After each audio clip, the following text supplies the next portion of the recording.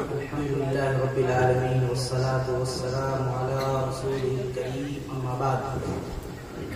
قال الله تبارك وتعالى في القرآن المجيد والفرقان الحميد: أعوذ بالله من الشيطان الرجيم بسم الله الرحمن الرحيم.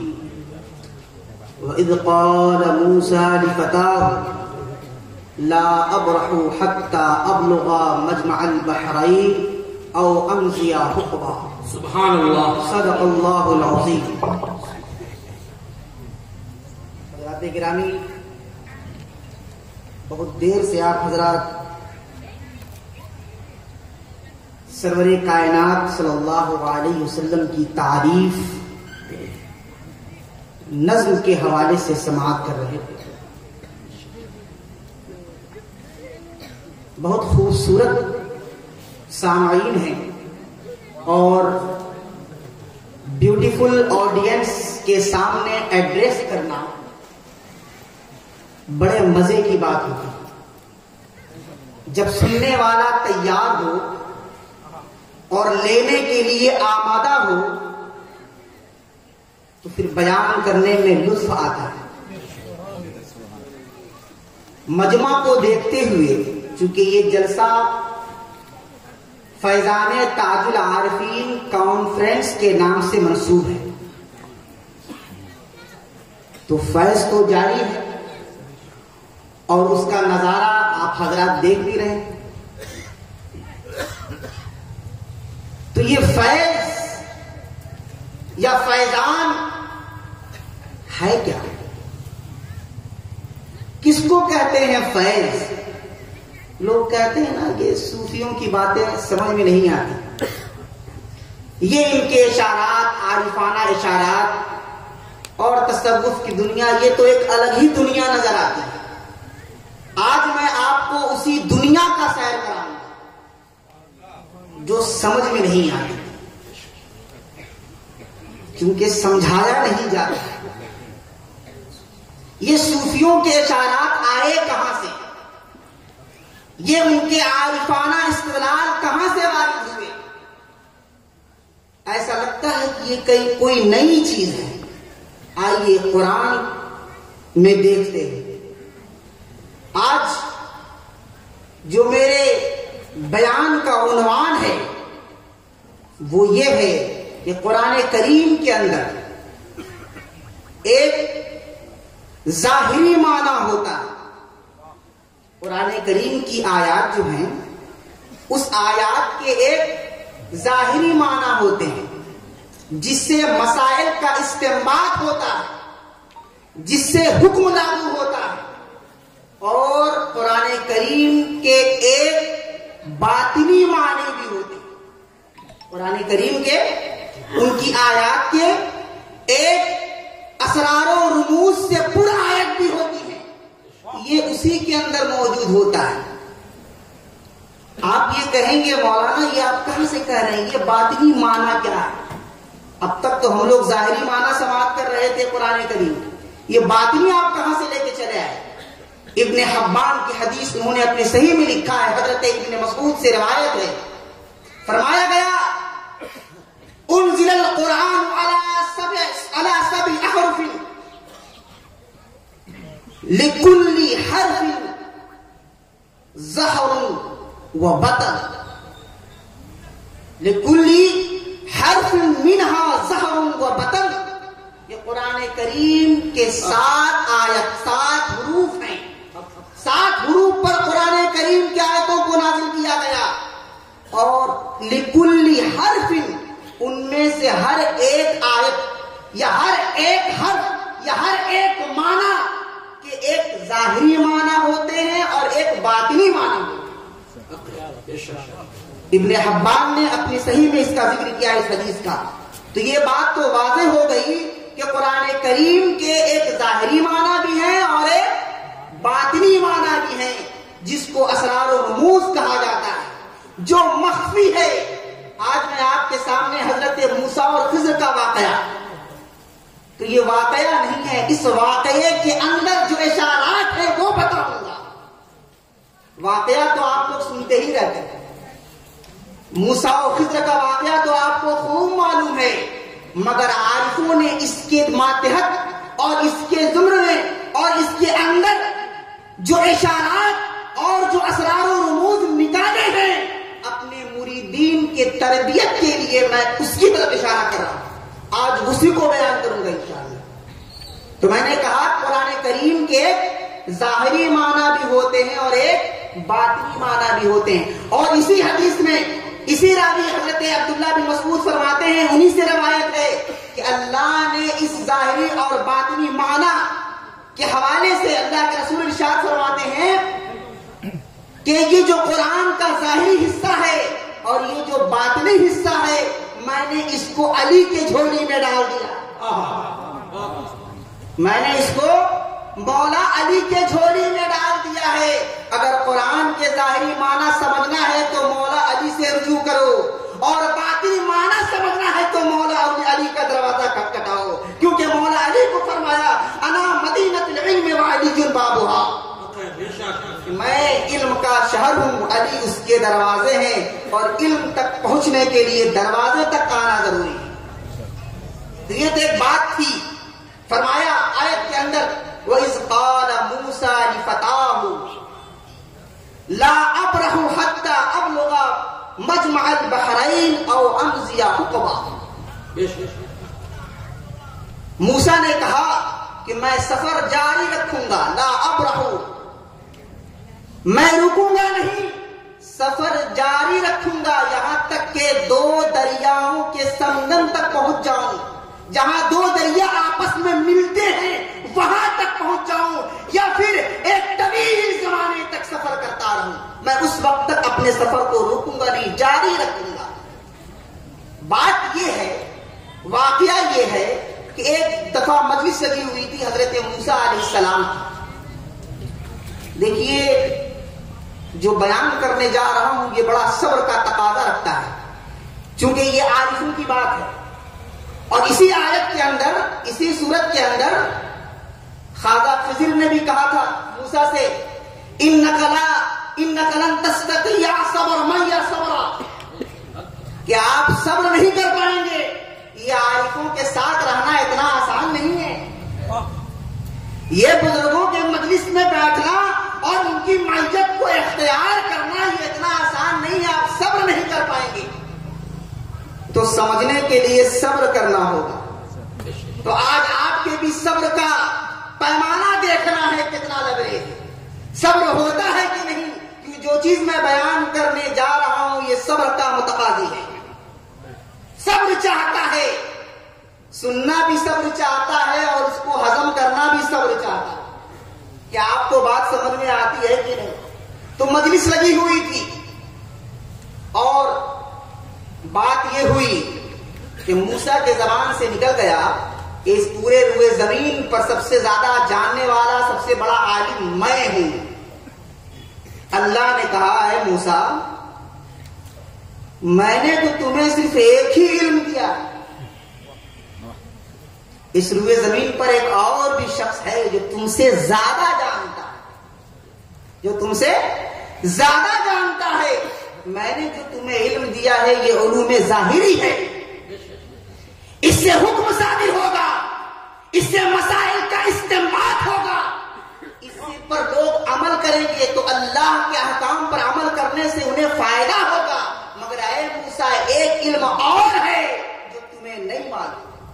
موسیٰ پریشان ہو گئے، ارے چونکہ موسیٰ ظاہر سی بات یہ تو ایک ذہن میں آنے والی بات تھی، چونکہ وہ تو نبی تھے اور اللہ سے ہم کلام ہوئے تھے کوہ طور پر، تو سوچا تھا کہ مجھ سے زیادہ جاننے والا کون ہوگا، اللہ مجھ سے کلام کرتا ہے۔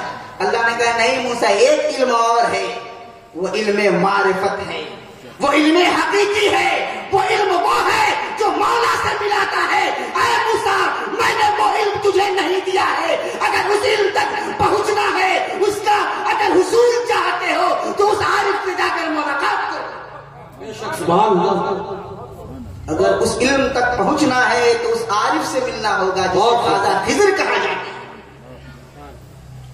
تو موسیٰ کو خواہش ہوئی کہ جائیں ملاقات کریں تاکہ وہ علم بھی حاصل کر لیں جو میرے پاس نہیں ہے۔ آپ سوچ رہے ہیں کہ مولانا کہاں سے بول رہے ہیں، تفسیروں کو نکالیں آپ،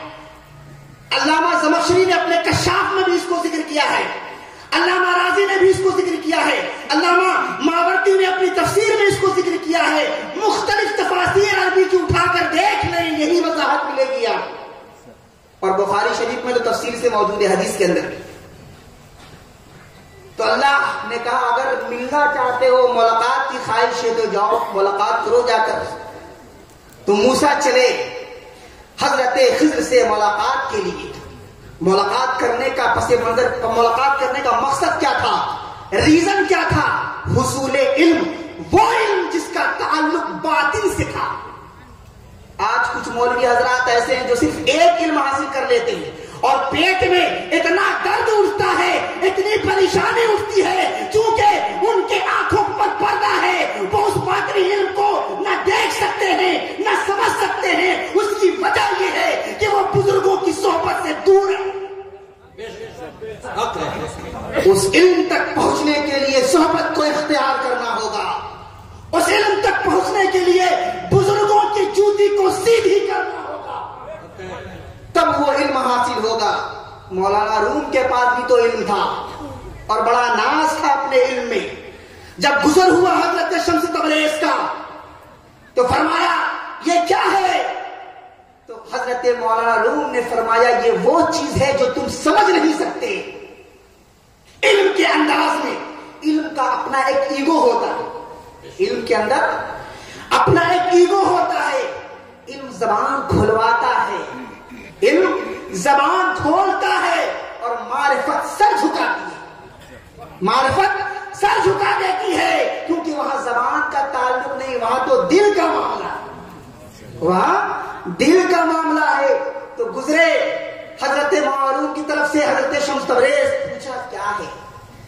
تو کہا یہ وہ چیز ہے جو تمہارے سمجھ سے بالا تر ہے، تم سمجھ نہیں سکتے۔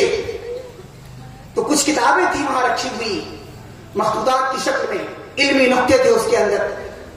حضرت معروف اس کو اپنے سامنے رکھے ہوئے تھے۔ حضرت شمس تبریز نے کیا کیا، اس کو اٹھایا اور کنویں میں ڈال دیا۔ سامنے حوض رکھا ہوا تھا، اس حوض میں ڈال دیا۔ جلال میں آ گئے مولانا روم، کہا یہ کیا کر دیا آپ نے؟ آپ کو کیا خبر کہ یہ کیا چیز تھی؟ کتنی محنت سے ہم نے اس کو کلیکٹ کیا تھا، جمع کیا تھا، اور آپ نے سب پر پانی پھیر دیا۔ جب ناراض ہوئے حضرت شمس تبریز نے اپنے دست مبارک کو اس حوض کے اندر ڈالا، اور ڈالنے کے بعد اس تمام ان کے علمی نکات کو نکالا۔ باہر جب نکال کے ان کے سامنے رکھا تو کیا دیکھتے ہیں مولانا روم کہ جس پانی میں اس کو ڈالا گیا تھا مگر پانی کا ایک قطرہ بھی اس کے وقت پر موجود نہیں تھا۔ پریشان ہوئے۔ اب مولانا روم کہہ رہے یہ کیا ہے؟ تو شمس تبریز مسکراتے ہوئے فرماتے ہیں یہ وہ چیز ہے جو تم نہیں سمجھ سکتے، یہ وہ چیز ہے جو تم نہیں سمجھ سکتے۔ یہ تو عارفوں کی بات ہے، یہ تو علم معرفت ہے جو حضرت شمس تبریز کو نصیب تھا، مولانا روم کو حاصل نہیں تھا۔ جیسے کہ موسیٰ کو حاصل تھا علوم ظاہری، علوم باطنی کی تلاش میں نکل گئے ملاقات کرنے کے لیے حضرت خضر سے۔ اب یہاں ایک نقطہ سمجھانا چاہتا ہوں۔ حضرت خضر علیہ السلام کے بارے میں پوچھا گیا یہ کون تھے؟ بعض نے کہا یہ نبی تھے، بعض نے کہا کہ یہ ولی تھے، اور جمہور علماء نے کہا کہ یہ ولی تھے۔ اب بات یہاں یہ ہے کہ ولی نبی سے کیا ہوتا ہے؟ کم ہوتا ہے۔ نبی کا مقام ولایت سے کیا ہے؟ بلند ہے۔ تو نبی ولی سے بلند ہوتا ہے، اس کا مقام اونچا ہوتا ہے، بلند ہوتا ہے، عرفہ ہوتا ہے۔ ولی نیچے ہوتا ہے، اس کا مقام نبوت سے کم ہوتا ہے۔ موسیٰ ملنے جا رہے ہیں کس سے؟ ولی سے۔ تو اصول تو یہ ہے افضل مفضول کی طرف جا رہا ہے، اعلیٰ عرفہ کس کی طرف جا رہا ہے؟ ادنا کی طرف جا رہا ہے۔ نبی ولی سے ملنے جا رہا ہے، وہی وہ آقا غلام سے ملنے جا رہا ہے۔ اصول یہ ہے جو چھوٹا ہوتا ہے وہ بڑے سے ملنے جاتا ہے۔ ولی کو نبی سے ملنا چاہیے تھا، نبی کو رسول سے ملنا چاہیے تھا، مفضول کو افضل سے ملنا چاہیے تھا، مگر ہو رہا ہے الٹا۔ موسیٰ جا رہے ہیں ملنے خواجہ خضر سے. تو بات یہ ہے، یہاں ایک نقطہ سمجھانا ہے رب کو. وہ نقطہ یہ ہے کہ ولی کا کوئی بھی عمل سنت نہیں ہوتا. شریعت میں ولی کا کوئی عمل، بہت ذمہ داری کے ساتھ یہ بات بول رہا ہوں کہ شریعت کے اندر ولی کا کوئی عمل سنت نہیں ہوتا. ہاں اس کا عمل بہتر ہوتا ہے، اس کے عمل سے وہ چیز جائز ہوتی ہے، وہ چیز جائز اور مباح ہوتی ہے، مگر شریعت میں سنت کا مقام اس کو حاصل نہیں ہوتا. اور وہ کام اگر نبی کر لے، یہ کام اگر نبی کر لے تو شریعت میں اس کا حکم سنت کا ہو جاتا ہے. شریعت میں اس کا حکم سنت کا ہو جاتا ہے. تو موسیٰ ملنے گئے نبی کی ولی کی زیارت کے لیے، ملاقات کے لیے، زیارت کے لیے. اللہ نے کہا اے لوگوں، اگر خضر جاتے موسیٰ سے ملنے تو موسیٰ کا جانا ہو جاتا، شریعت میں سنت کا حکم نہ ہوتا.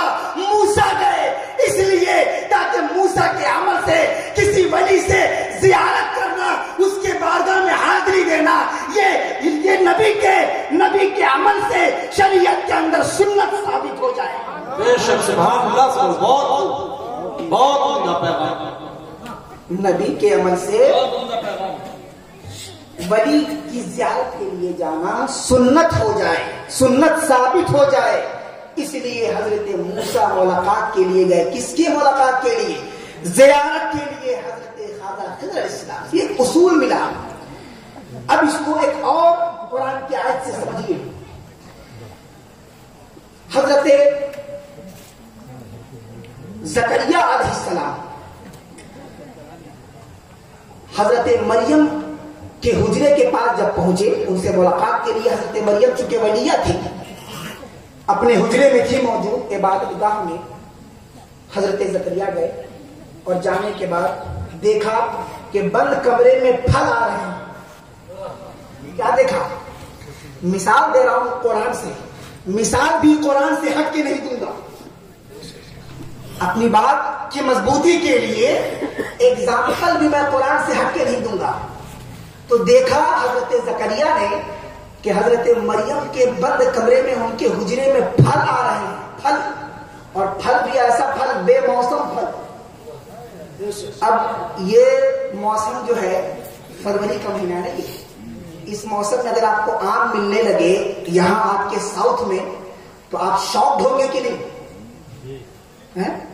اور یہیں پر سیب اگنے لگے. سیب کشمیر میں اگتا ہے اور دیگر جہاں جو سوائل اس کو ملنا چاہیے ٹھنڈا سوائل ہے نا، یہاں تو ٹھنڈا ہے نہیں. تو آپ اگر یہ تصور کریں کہ یہاں سیب اگنے لگے تو یہ آپ کے لیے کیا ہے؟ شوق والی بات ہے کہ نہیں؟ تو بے موسم والی بات ہو گئی کہ گرمی کے موسم میں سردی کا پھل اور سردی کے موسم میں گرمی کا پھل. مفسروں نے لکھا ہے کہ جو پھل حضرت مریم کے کمرے میں، بند کمرے میں آ رہے تھے، وہ بے موسم پھل تھے. وہ بے موسم پھل تھے، یعنی ٹھنڈا کا پھل گرمی میں اور گرمی کا پھل ٹھنڈا میں. جب حضرت زکریا نے دیکھا شوق ہو گئے، ہمارے اور آپ کی طرح. کہا یہ پھل کہاں سے آتے ہیں؟ انا لکی ھذا، قرآن کی آیت انا لکی ھذا، یہ پھل ہے مریم کہاں سے اس موسم میں؟ فرمایا ہوا من عندنا من ربنا، وہ رب کے طرف سے آتے ہیں. یہ پھل رب کے جانب سے آتے ہیں. قرآن گواہ ہے. وہیں پر حضرت موسیٰ، حضرت زکریا ہونا دعا زکریا ربہ، اسی جگہ پر حضرت زکریا اللہ سے دعا کرنے لگے حضرت مریم کے حجرے کو توسل بنا کر. حضرت مریم کا جو حجرہ تھا، جو ان کا عبادت گاہ، اس عبادت گاہ کے وسیلے سے حضرت زکریا اللہ کی بارگاہ میں دعا کرنے لگے. توسل وسیلہ بنا کر کے. تو وسیلہ تو ولی کو بنانا چاہیے نبی کی بارگاہ کا. مطلب اصول کیا ہے، پرنسپل کیا ہے کہ ایک ولی اللہ کے نبی کی جو بارگاہ ہے، جو مقام ہے، عبادت گاہ ہے، اس کے وسیلے سے دعا کرے. نہیں، ایسا نہیں ہوا، بلکہ قرآن خود کہہ رہا ہے ہنالک زکریا رب دعا ربا، کہ وہیں پر کھڑے ہو کر حضرت مریم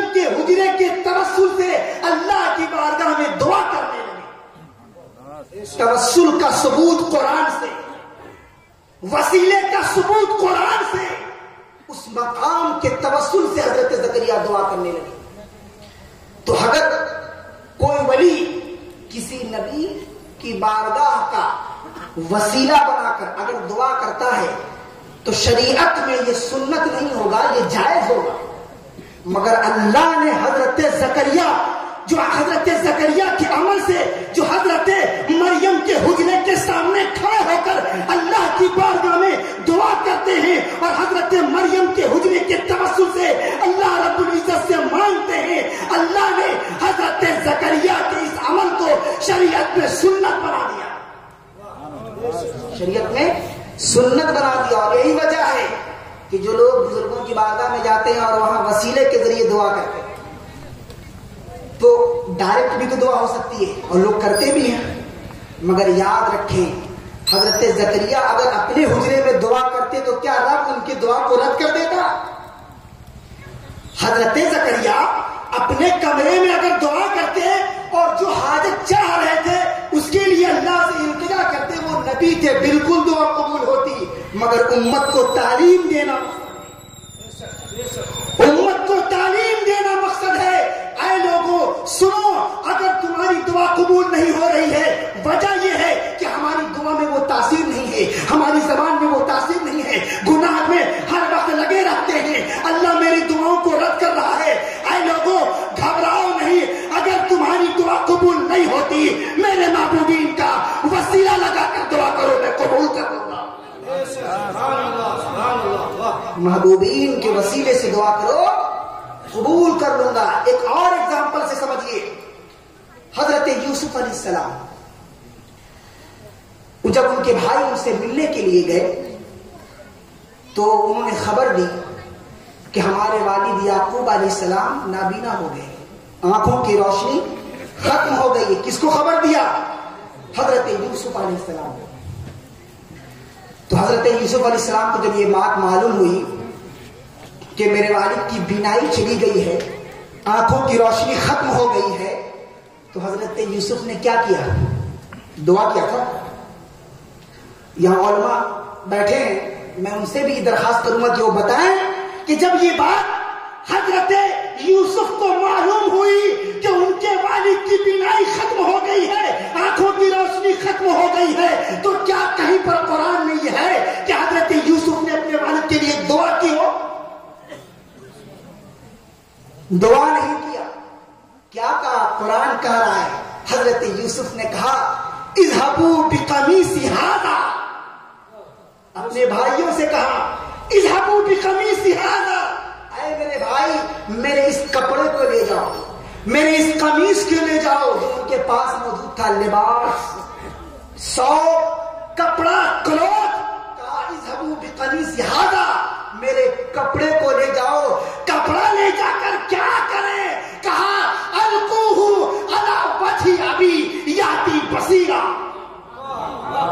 मेरे वालिद के चेहरे पर, उनकी आंखों पर इस कपड़े को रख दो, बीनाई वापस आ जाएगी।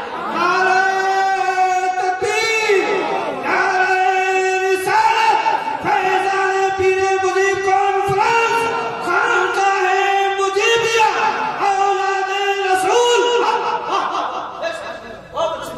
इज़हबू बिक़मीसी हाज़ा व अलकूहु अला वजही अबी याती बसीरा। कुरान कह रहा है कि मूसा हजरत यूसुफ ने क्या किया? कपड़ा दिया। क्या नौज़ बिल्लाह हजरत यूसुफ अपने भाई को शिर्क सिखा रहे थे कि कपड़ा ले जाओ? कपड़े के अंदर क्या ताकत? दुआ होनी चाहिए थी। हजरत यूसुफ अलैहिस्सलाम को दुआ करनी चाहिए थी, ऐ अल्लाह मेरे वालिद की आंखों को ठीक कर दे, मेरे वालिद की बीनाई वापस कर दे, रोशनी वापस कर दे। दुआ नहीं किया। कपड़ा ले जाओ, इज़हबू बिक़मीसी हाज़ा, कपड़ा ले जाओ और क्या करो? मेरे वालिद के आंखों पर लगाओ, बीनाई वापस आ जाएगी। तो जब उनके भाई उस कपड़े को लेकर गए, उस कपड़े को लेकर गए, कुरान कहता है जब उनके भाइयों ने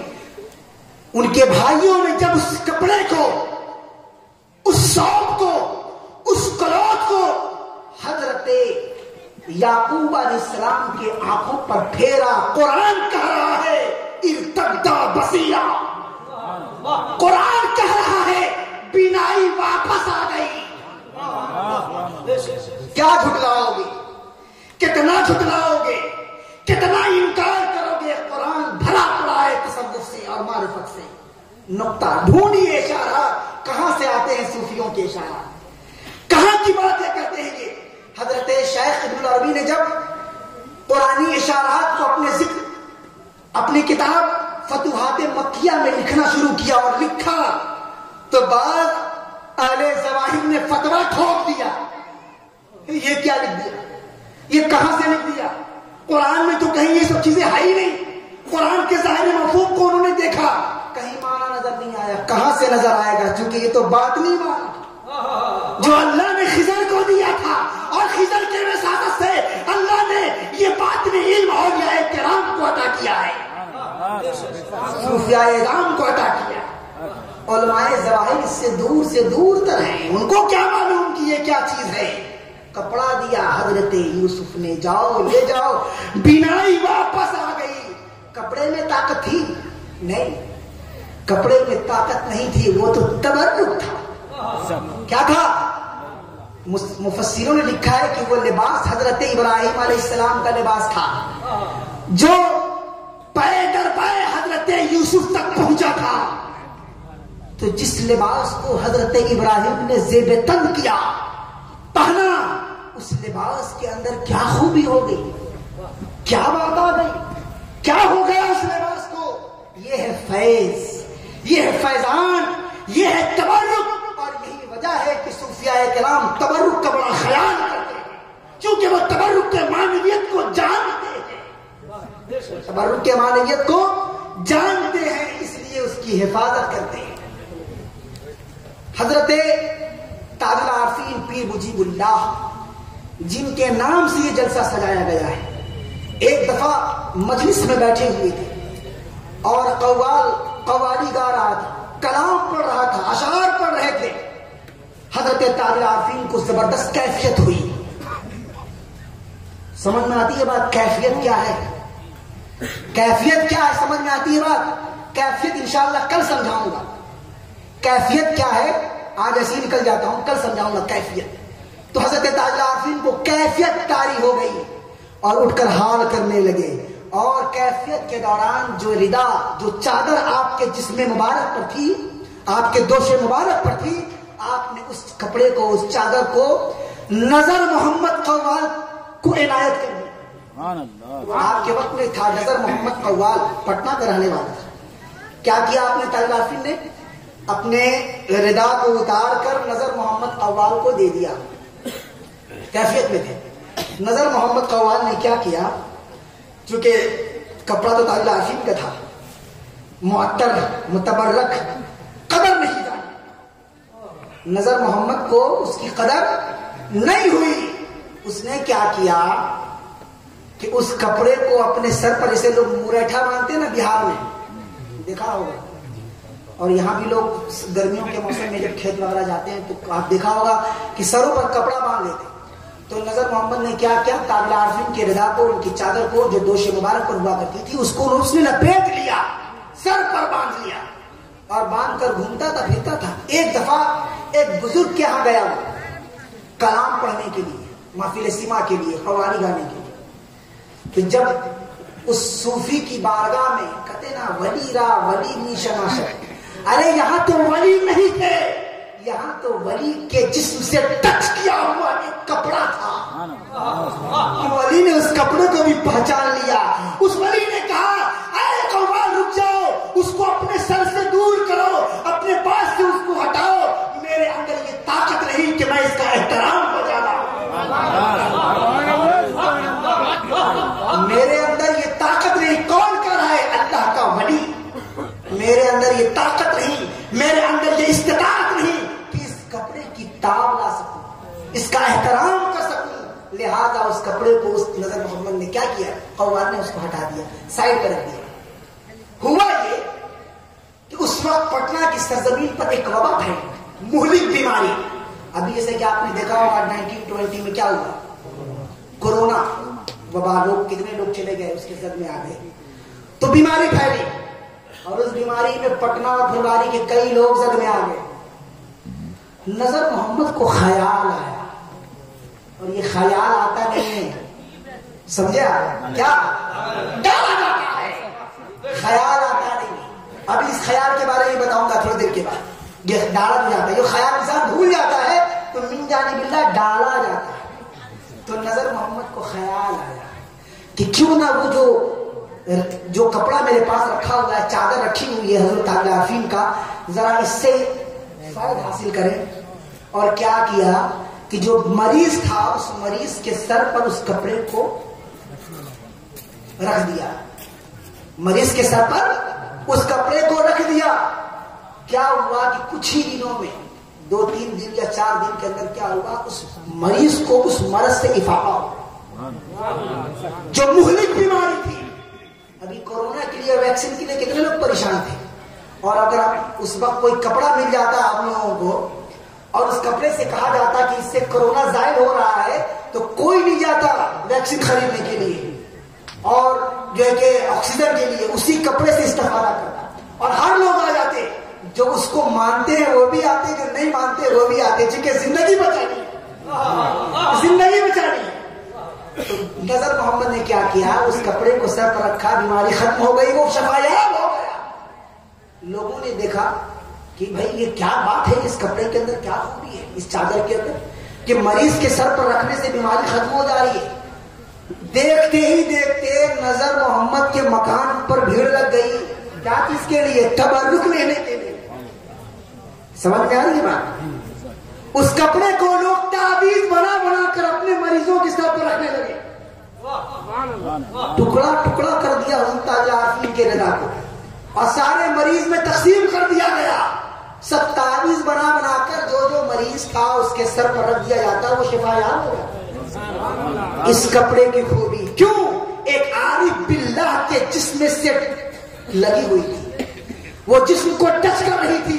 وہ کپڑا فیض لے رہا تھا، اور فیض لینے کے بعد وہ فیض پہنچا رہا تھا. وہ کپڑا حضرت یوسف نے بھیجا تھا، وہ فیض والا کپڑا، وہ تبرک تھا جس سے حضرت یعقوب علیہ السلام کی بینائی واپس آ گئی. تو یہ ہے تبرک کا معاملہ. تو جو نہیں جانتے ہیں ان سے گزارش ہے کہ پڑھیں، اور نہیں پڑھے تو کم سے کم بزرگوں کی صحبت میں بیٹھیں، کیونکہ صحبت میں بیٹھنے سے بہت سارے پردے ایسے ہی ہٹ جاتے ہیں، بہت سارے حجابات ایسے ہی ظاہر ہو جاتے ہیں. اور جو شیطان ہے نا، وہ ہر وقت حملہ کر رہا ہوتا ہے، شبخون مار رہا ہوتا ہے، عقائد کے اندر بیماری پیدا کر رہا ہوتا ہے. وہ بزرگوں کی صحبت سے وہ بیماری ظاہر ہوتی ہے، بزرگوں کی صحبت میں بیٹھنے سے وہ بیماری ظاہر ہوتی ہے. تو عرض یہ کر رہا تھا، حضرت موسیٰ گئے ملاقات کے لیے حضرت خضر سے. قرآن کہتا ہے فلما بلغ مجمع بینہما نسیا حوتہما فاتخذ سبیلہ فی البحر سربا. کہ حضرت موسیٰ جب چونکہ وہ جب جا رہے تھے نا، تو اللہ نے علامت بتائی تھی. کیا بتائی تھی؟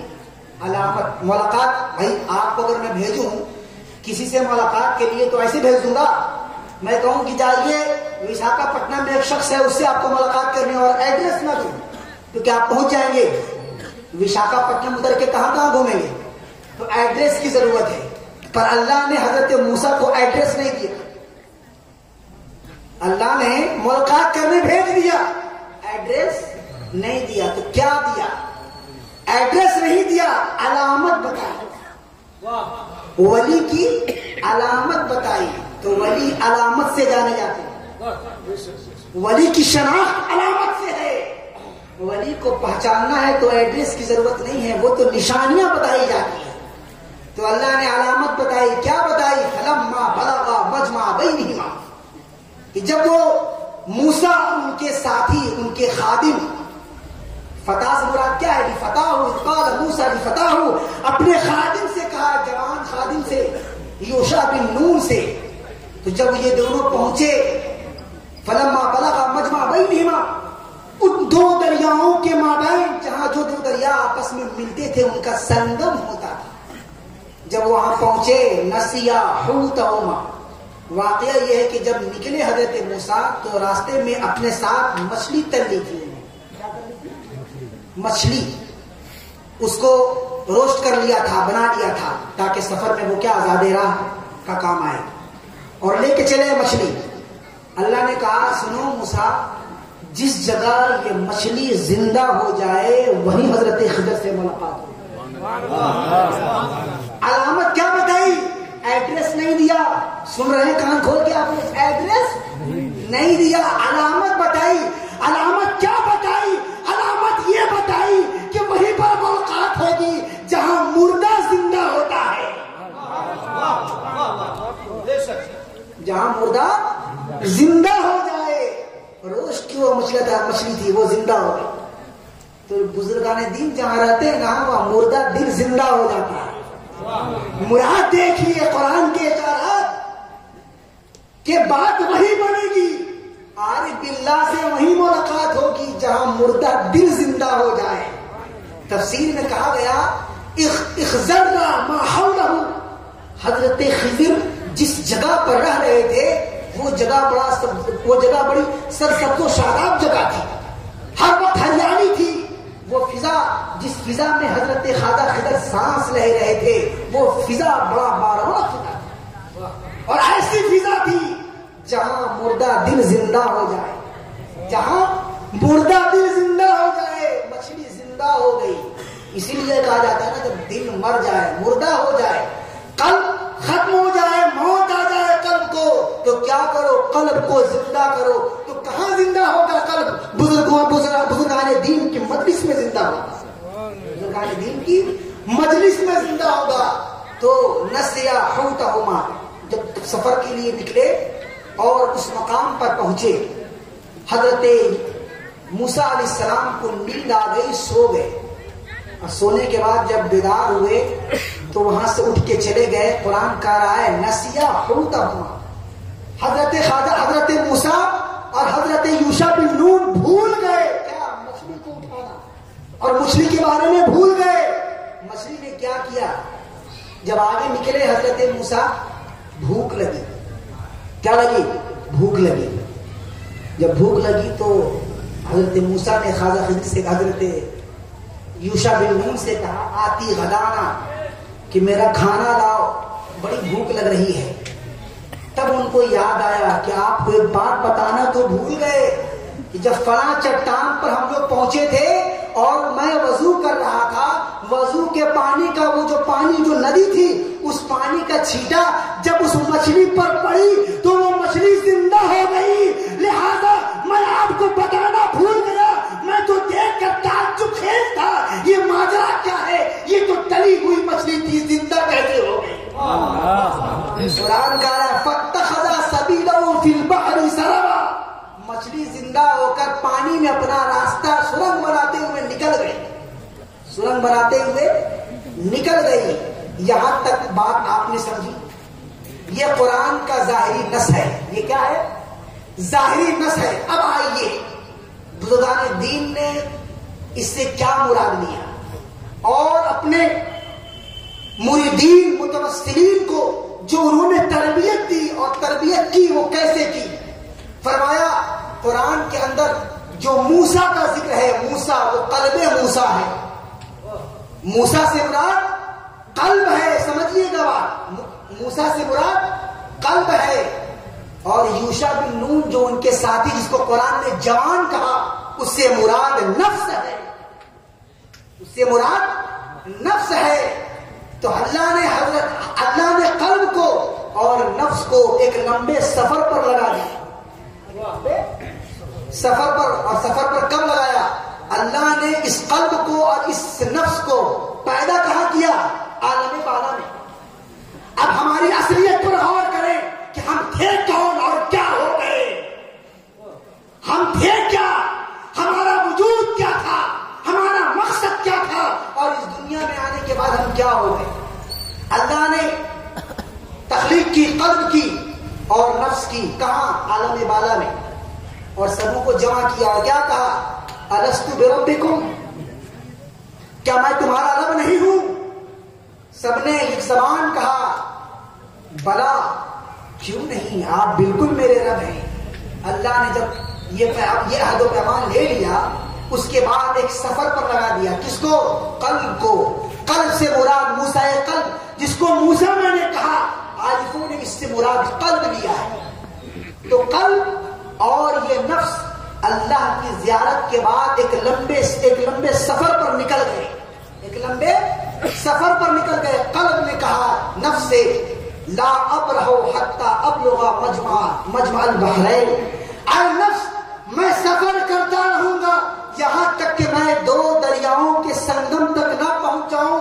عارفوں نے اس سنگم سے، اس دو دریاؤں کے سنگم سے مراد جسم لیا ہے اور روح لیا۔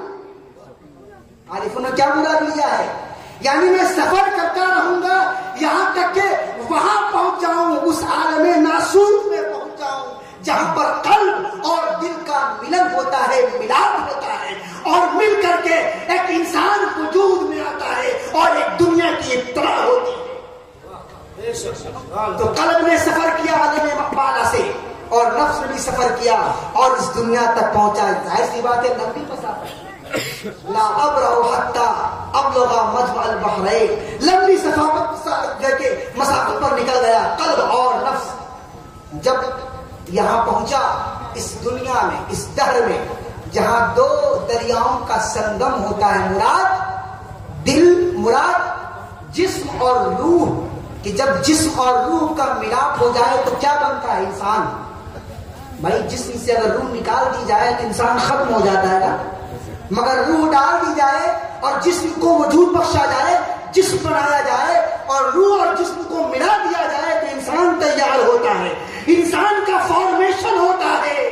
تو حضرت موسیٰ نے کہا، جو قلب تھا یہ کہا کہ میں اس وقت تک سفر کرتا رہوں گا جب تک کہ میں اس فارمیشن کی جگہ پر نہ پہنچ جاؤں جہاں پر انسان کی تخلیق ہوتی ہے، جسے دنیا کہا جاتا۔ تو نکلا وہ قلب اور نفس اس دنیا میں آیا، اور جاتے ہی جاتے اپنی غذا بھی ساتھ لایا۔ وہ جو مچھلی تھی نا، صوفیوں نے اس مچھلی سے مراد یاد الہی لیا ہے۔ کیا لیا ہے؟ یاد الہی۔ جیسے ہم لوگ جسم کو زندہ رکھنے کے لیے کھانا کھاتے ہیں، فوڈ کھاتے ہیں، دال چاول روٹی سبزی ویجیٹیبل وغیرہ کھاتے ہیں نا، تاکہ یہ جسم کیا رہے؟ زندہ رہے۔ تو بزرگوں نے روح کے خوراک کے لیے کیا کہا ہے؟ یاد الہی۔ روح کی بھی خوراک ہے اور وہ خوراک ہے یاد الہی۔ جب اللہ نے سبوں کو جمع کر کے کہا تھا الستو بربکم، کیا میں تمہارا رب نہیں ہوں، اور جواب میں لوگوں نے کہا تھا کہ ہاں کیوں نہیں آپ میرے رب ہیں، اور اللہ نے اپنا دیدار کرایا تھا۔ جب دیدار کرایا تو یاد الہی دل میں بیٹھ گئی، یاد الہی دل میں بیٹھ گئی، اور وہ یاد الہی جو غذا ہے اس کو لے کر وہ قلب اور وہ نفس دنیا میں آ گئے۔ اور آنے کے بعد چونکہ یہ دنیا ہے نا، دنیا ہر چیز بھلا دیتی ہے۔ نسیا حوتہما، مچھلی بھول گئے، مراد کیا ہے؟ اپنی غذا بھول گئے۔ نفس کی غذا کیا ہے؟ عبادت، ذکر، اذکار، اللہ کو یاد کرنا، اللہ کا ذکر کرنا، اللہ کا خیال کرنا۔ ہم نے اللہ سے وعدہ کیا تھا عالم بالا میں کہ دنیا میں جاؤں گا، اے تجھے بھولوں گا نہیں، تجھے یاد کروں گا، تیرا ذکر کروں گا، تجھے ہر وقت اپنے نظروں کے سامنے رکھوں گا، اور تیری یاد سے کبھی غافل نہیں ہوں گا۔ جب میں اس دنیا میں آیا، ہم اس دنیا میں آئے، اور آنے کے بعد جب اس دنیا کی رنگینیوں کو دیکھا، اس کی شد و ساداپی کو دیکھا، اس کی خوبصورتی کو دیکھا، اللہ کو بھول گئے۔ عارفوں نے کہا نسیا حوتہما، اس روزی کو، اس کھانے کو جو اللہ نے ہمارے ساتھ اس دنیا میں بھیجا تھا، یاد الہی کی غذا بھول گئے۔ نسیا حوتہما۔ حضرت موسیٰ آگے بڑھ گئے، اور جب آگے بڑھے تو یاد آیا۔ موسیٰ نے کہا، یعنی قلب نے نفس سے کہا کہ بہت تھکاوٹ ہو رہی، اور یہ تھکاوٹ پہلے کبھی نہیں ہوئی، ایک کام کرو، میری غذا لاؤ، میری خوراک لاؤ۔ اور آج بھی بزرگان دین خوراک لیتے ہیں نا؟ نہیں لیتے، بات نہیں آئی ذہن میں۔ خوراک لیتے ہیں کیسے؟ یہ محفل سیما کیا ہے؟ یہ محفل سیما کیا ہے؟ خانقاہ جاتے ہیں نا آپ لوگ، فلواری شریف جاتے ہیں تو بزرگان دین اپنی خوراک لے کر کے آئے، اور سلسلہ چشتیہ جو ہے ان کے جو بزرگان دین ہے وہ خوراک لے کر آئے. وہ خوراک کیا ہے؟ محفل اجتماع. یہ خوراک ہے روح کی خوراک. اس سے روح کو تازگی آتی ہے، روح کو تازگی میسر ہوتی ہے اور روح زندہ ہو جاتی ہے. تو بھول گئے، یاد آیا حضرت موسیٰ کو یعنی قلب کو کہ کچھ تو مسنگ ہو رہا ہے، کچھ تو ہے، یہ تھکاوٹ کیوں ہو رہی ہے، لگتا ہے کوئی چیز میں بھول گیا ہوں. میں نے کہا تھا نا یاد دلایا جاتا ہے، ذہنوں میں بات ڈالی جاتی ہے، چونکہ رب تھا نا، رب بندے کو کبھی نہیں بھولتا، رب بندے کو کبھی نہیں بھولتا، بندہ رب کو بھول جاتا. تو اللہ نے ذہن میں ڈال دیا، چونکہ وہ قلب موسیٰ تھا نا، اتنا آسان تھوڑی تھا. اور وہ نفس، اور موسیٰ نے کیا کیا تھا، جو امانت تھی غذا وہ نفس کے حوالے کر دیا تھا حفاظت کرنے کے لیے. اور جب موسیٰ سوئے تو نفس بھی کیا ہوا، نفس تو جگ رہا تھا، وہ تو دیکھ رہا تھا، مگر وہ دیکھنے کے باوجود اس کو بھول گیا. نفس بھی تو نفس بھی بھول گیا اور دل تو سو ہی رہا تھا. کہتے ہیں نا سونے سے ہر چیز بگڑ جاتی ہے. جب آپ سوئیے گا تو غفلت تاری ہوگی، اور غفلت میں انسان سب کچھ کھو دیتا ہے. غفلت میں انسان، کہتے ہیں مرد مومن کو غافل نہیں ہونا چاہیے، کیونکہ غفلت کے وقت شیطان حملہ کرتا ہے. موسیٰ نے کہا لاؤ میری خوراک لاؤ، میری خوراک لاؤ، روح تڑپ رہی ہے. یعنی قلب نے نفس سے غذا مانگی، یاد الہی کی غذا جو بھول گئے. تو نفس نے کہا کہ مجھے یاد نہیں، میں آپ کو بتانا بھول گیا تھا. وہاں تو ایسا ہوا کہ خوراک جب دنیا میں آئے اور دنیا کی رنگینیوں کو دیکھا تو یاد الہی گم ہو گئی. اور یاد الہی گم کیوں نہ ہو، جب دنیا دل میں بیٹھتی ہے تو یاد رب کا خیال دل سے نکل جاتا ہے. جب دنیا دل میں بیٹھ جاتی ہے تو رب کا خیال دل سے، یہ دنیا اور یہ رب کا جلوہ کبھی ایک ساتھ نہیں ہو سکتا. تو دنیا دل میں بیٹھی، اللہ کا خیال دل سے نکل گیا. تو موسیٰ نے کہا خوراک لاؤ. تو نفس نے کہا کہ میری غلطی نہیں ہے، انسانی حشل شیطان، مجھے شیطان نے بھلا دیا، مجھے شیطان نے بھلا دیا تھا. یہ شیطان ہر وقت ساتھ ہے، یہ شیطان نفس کے. تو نفس سے مراد یہ نفس امارہ ہے. نفس امارہ بڑا زور کا جھٹکا لگاتا ہے، معلوم ہے آپ کو. اسی لیے قرآن نے اس کو فتح کہا. اذ قال موسیٰ لفتاہ، فتح سے مراد نوجوان. اور جوان کیسا ہوتا ہے؟ طاقتور ہوتا ہے، زور آور ہوتا ہے. تو نفس بہت زور سے گناہ کی طرف اشارہ دیتا ہے اور گناہ کرنے پر مجبور کرتا ہے. یہ نفس امارہ جس میں ہم اور آپ گرفتار ہیں. تو یہ نفس امارہ تھا، کہا ہم نہیں بھولے، شیطان نے بھلا دیا. خیر موسیٰ نے کہا کہ میری خوراک تو یاد الہی ہے، ہم بہت دور نکل آئے، چلو اپنے اصل ٹھکانہ پر چلتے ہیں. یہ دنیا میری جگہ نہیں ہے.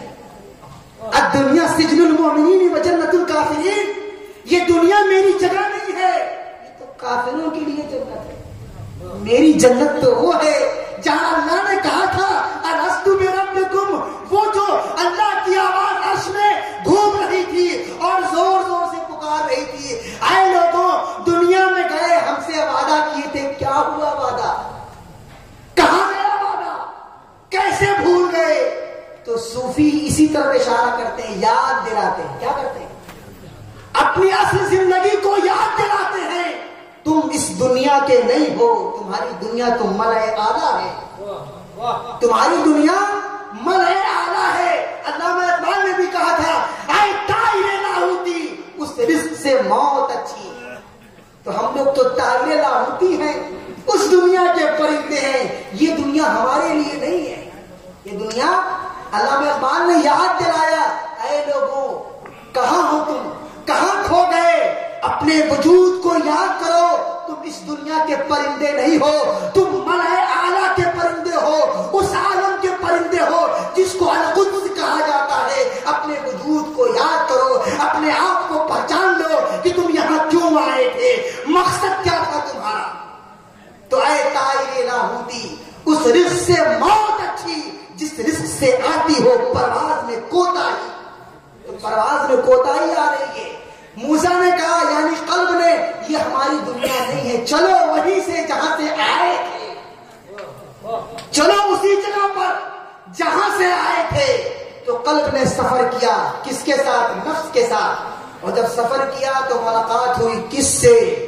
فوجد عبدا من عبادنا، اللہ کے بندوں میں سے ایک بندے سے ملاقات ہوئی. مفسرین اور حدیث میں اس بندے کا نام کیا بتایا گیا؟ خضر بتایا گیا. تو نفس اور روح کس سے ملاقات کیے؟ اس عارف باللہ سے ملاقات ہوئی جو رب کا راستہ بتاتا ہے.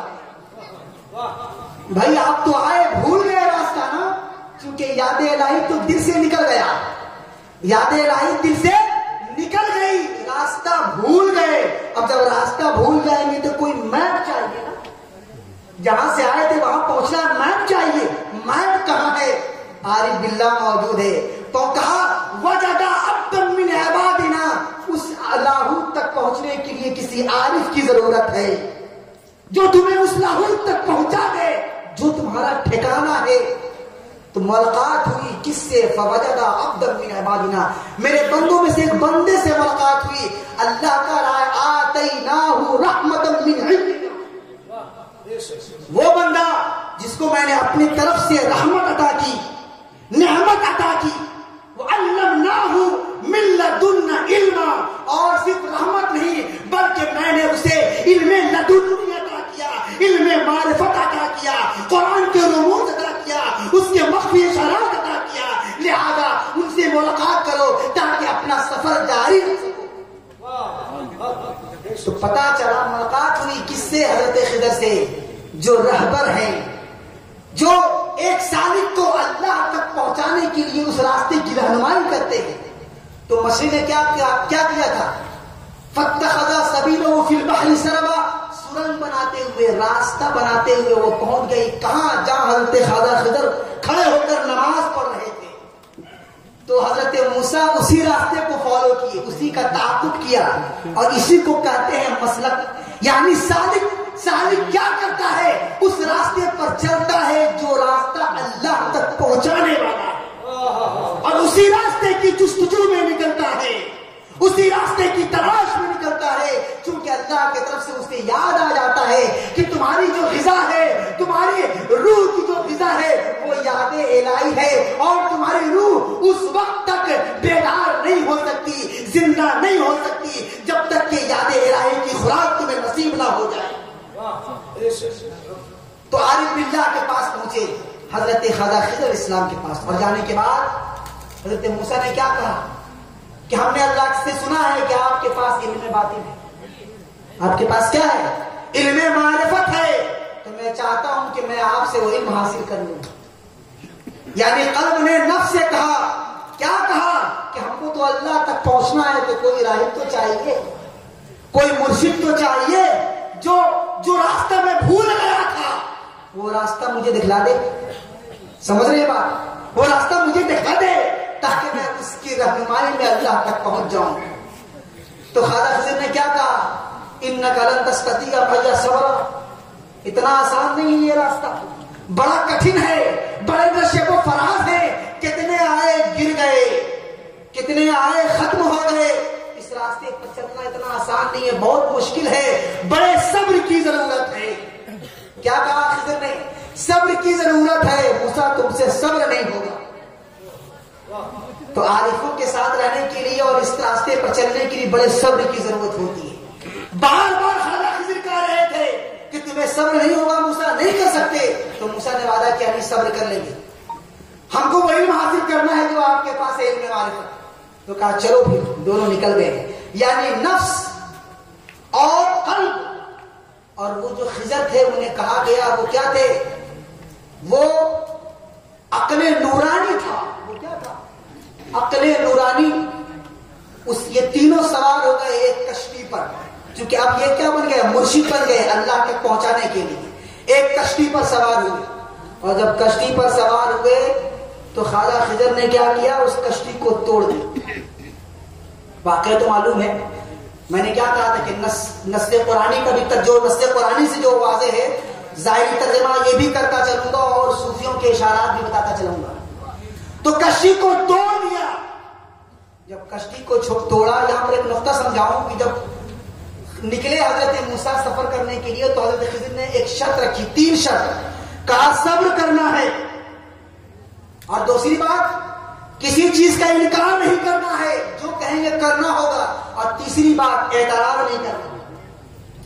یہ اصول بتا دیے گئے تصوف میں اور معرفت میں اور سلوک میں۔ جب ایک سالک اللہ تک پہنچنے کا ارادہ کرتا ہے تو مرشد ایک 3 اصول سے بتاتے ہیں۔ سب سے پہلے کیا کہ مرشد کو فالو کرنا ہے، صبر کے ساتھ، استقامت کے ساتھ۔ دیکھا تھا نا کتے کو، جو اصحاب کہف کا کتا تھا، استقامت میں نے ذکر کیا تھا اس سے پہلے، کیسی استقامت تھی، پتھر کھانے کے بعد بھی نہیں اٹھا اور نہیں بھاگا۔ یہ استقامت اللہ ہمیں کتوں کے ذریعے سکھا رہا ہے کہ درس لے لو، کچھ کتے سے نصیحت سیکھ لو، ذکر ہے نا قرآن کے اندر۔ تو استقامت چاہیے، انکار نہیں کرنا ہوگا، صبر کرنا ہوگا، انکار نہیں کرنا ہوگا، یعنی پیر جو کہے اسے مان لینا ہوگا، آمنا وصدقنا، جو کہے اسے مان لینا ہوگا، انکار نہیں کرنا ہوگا۔ اور تیسری بات اعتراض نہیں، مگر اعتراض کر بیٹھے، کہا کیا کیا آپ نے؟ اس نے آپ کو کشتی پر اٹھایا اور پیسہ بھی نہیں دیا، آپ نے کشتی کو توڑ دیا۔ تو خواجہ خضر نے کیا کہا؟ میں نے کہا تھا نا صبر نہیں ہوگا تم سے، موسیٰ تم سے صبر نہیں ہوگا۔ عارفوں نے کہا کشتی سے مراد کشتی جسم ہے، کشتی سے مراد کشتی جسم ہے۔ اور جب کوئی اس راہ پر نکلتا ہے نا، بڑے آزمائش کا سامنا کرنا پڑتا ہے، تو صوفیاء کرام پہلے اس کو جلاتے ہیں، اس کے جسم کو توڑتے ہیں۔ توڑ دیا کشتی کو، کشتی سے مراد انسانی جسم، کشتی کو توڑ دیا۔ صوفیاء کرام جسم کو توڑتے ہیں، یعنی ان کو مشقت میں ڈالتے ہیں، آزمائشوں میں ڈالتے ہیں، راتوں کو اٹھاتے ہیں، تہجد پر زور دیتے ہیں، اللہ کا ذکر کرنے کے لیے کہتے ہیں۔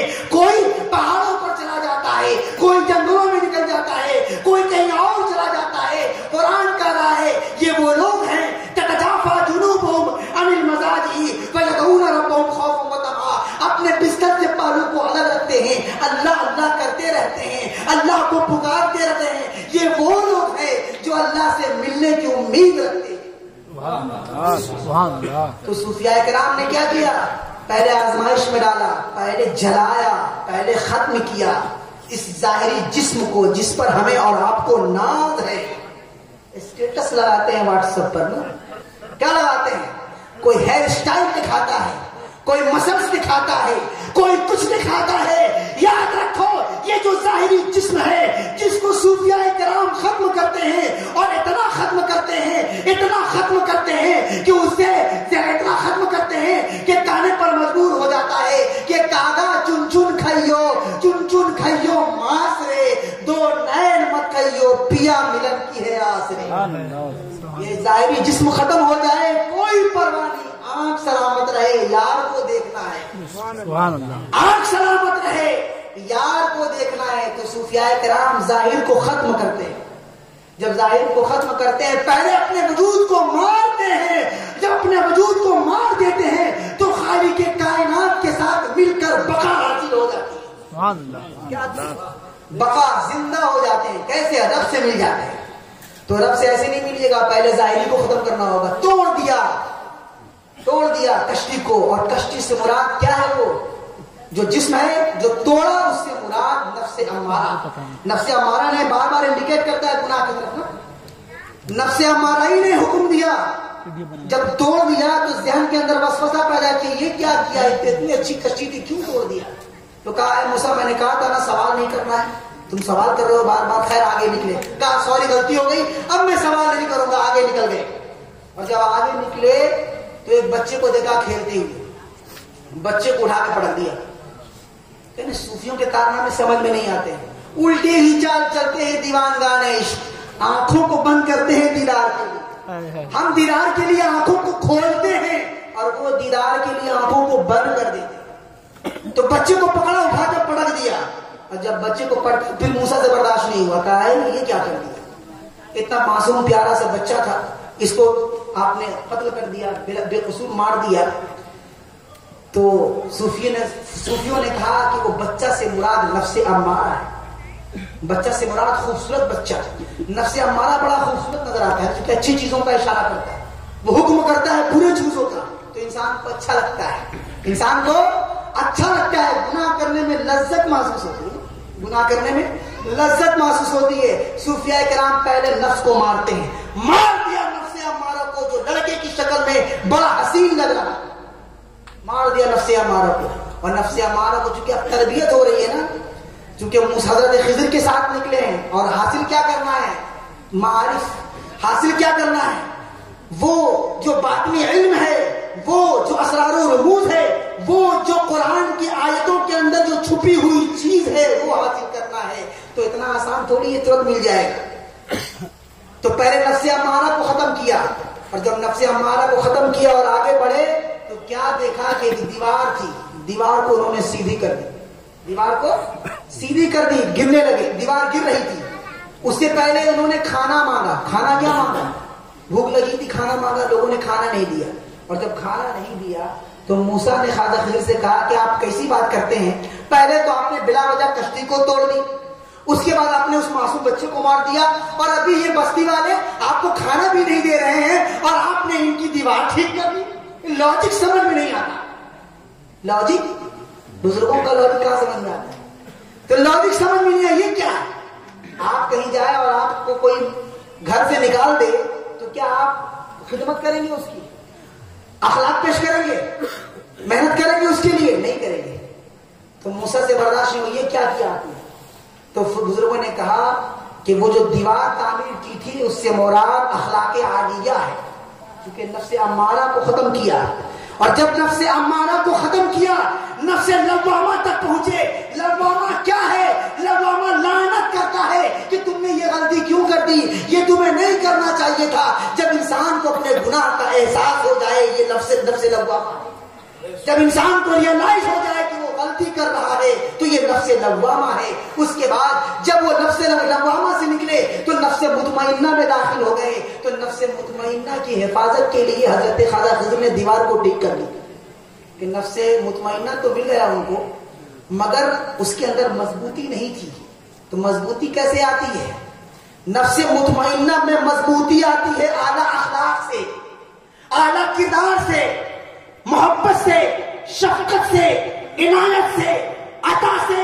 جب آپ یہ کریں گے تو مضبوطی آئے گی۔ بزرگان دین نے اعلیٰ درس دیا، کیا دیا؟ جب ایک صوفی کامل ہونے لگتا ہے اور جب وہ نفس مطمئنہ کے درجے تک پہنچ جاتا ہے تو شیطان حملہ کرتا ہے، تو حملہ کے لیے نفس مطمئنہ کو مضبوط ہونا ضروری ہے۔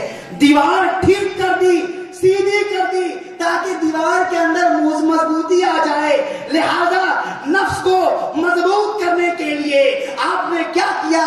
اخلاق پیش کیا، اعلیٰ کردار پیش کیا، آپ نے عمل کر کے دکھایا، اور یہی وجہ ہے کہ صوفیاء کرام اعلیٰ اخلاق پیش کرتے ہیں۔ صوفیاء کرام کیا کرتے ہیں؟ آپ دیکھیے، آپ کرتے رہیے ان کے اوپر لانتان، آپ لگاتے رہیے ان کے اوپر کفر کا فتویٰ، وہ خاموش رہتے ہیں۔ آپ لگاتے رہیے ان کے اوپر فتوے ٹھوکتے رہیے اور کچھ بھی کہتے رہیے، وہ زبان بند رکھتے ہیں، اور اللہ چونکہ ان کو موقع ہی نہیں ہے جواب دینے کا، وہ تو یاد الہی میں غرق ہیں، ان کو کہاں فرصت کہ آپ کے سوال کا جواب دیں۔ تو یہ صوفیاء کرام اعلیٰ اخلاق پیش کرتے ہیں اور یہ تربیت کرتے ہیں اپنے مریدین کی کہ اگر تمہیں، چونکہ تم اس دنیا کے نہیں ہو، تم ملائے اعلیٰ کے ہو، تمہیں یاد آ گئی ہے کہ میری خوراک کیا ہے، تو آؤ میں تمہیں خوراک دیتا ہوں، وہ خوراک ذکر الہی ہے۔ لہذا صوفیاء کرام تربیت کرتے ہیں، اور تربیت کرنے کے بعد اس پرندے کو جو اس لاہوت کا پرندہ ہے، ملائے اعلیٰ کا پرندہ ہے، وہاں تک اس کو پہنچاتے ہیں تاکہ رب سے ملاقات ہو جائے۔ تو یہ چیزیں ہیں، میں نے کہا تھا قرآن کے ایک ظاہری معنی ہوتے ہیں اور ایک باطنی معنی ہوتے ہیں۔ تو باطنی معنی کے لیے بزرگوں کی صحبت اختیار کرنا ضروری ہے، ان کی مجلسوں میں بیٹھنا ضروری ہے، اور اگر وقت نہیں ہے تو ان کی کتابوں کا مطالعہ کر لیں۔ جب ان کی کتابوں کا مطالعہ کریں گے تو گویا کہ آپ کو صحبت حاصل ہوگی، کیونکہ شیطان ہر وقت لگا ہے، آپ کو نفس امارہ ہر وقت ورغلا رہا ہے یاد الہی سے غافل کرنے کے لیے۔ لہذا بزرگوں کی صحبت میں اس نفس امارہ کو مارا جاتا ہے تاکہ آپ کو رب کا جلوہ اور دیدار میسر آ جائے۔ وما علینا الا البلاغ۔ السلام علیکم ورحمۃ اللہ وبرکاتہ۔